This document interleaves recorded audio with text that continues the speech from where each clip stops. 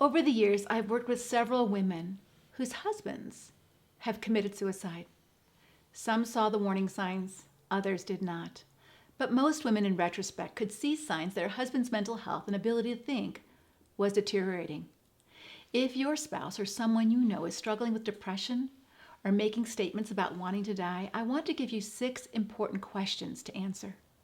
First, is he considered high risk? Anyone with depression, mood disorders, alcoholism, substance abuse, or little social connection or family history of suicide would be considered high risk. Second, does he have a plan? If your husband talks about killing himself, ask him, have you ever thought about actually doing something to yourself? And if so, what have you thought of doing? Listen to see if he has a specific plan. Does he have a time, a place, a method? The more specific his plan, the higher the risk. Third, is there direct talk about suicide? Maybe you think he doesn't really mean it, but that's not really for you to decide. If your husband or some other person is talking about suicide, please tell someone. Call 911 and simply say, my husband or another person in your life is threatening suicide and I'm afraid for him. It's always better to be safe than sorry. And if he gets mad, respond by saying this: you scare me when you talk about suicide. I care too much about you to let you do something stupid. Fourth, how determined is he? Sometimes a person will say, I feel like dying, or I feel like killing myself, but I would never do it. Or maybe his deterrent is the children. I would never do that to the kids. Or even maybe he's afraid of going to hell if he killed himself. If there's a deterrent, then the risk is lower. 5, what are his typical coping abilities? How does he handle stress, frustration, emotional pain, and anger? Does he have friends or close relationships?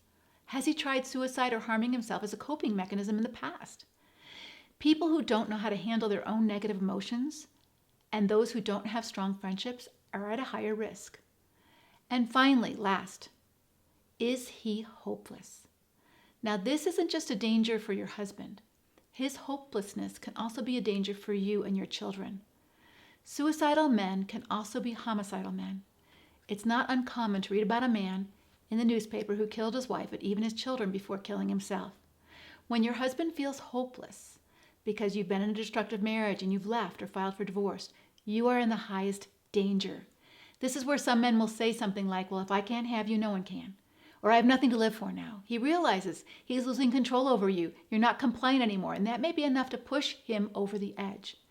So if he has access to guns, that only elevates the danger for all of you. Please, please make a safety plan.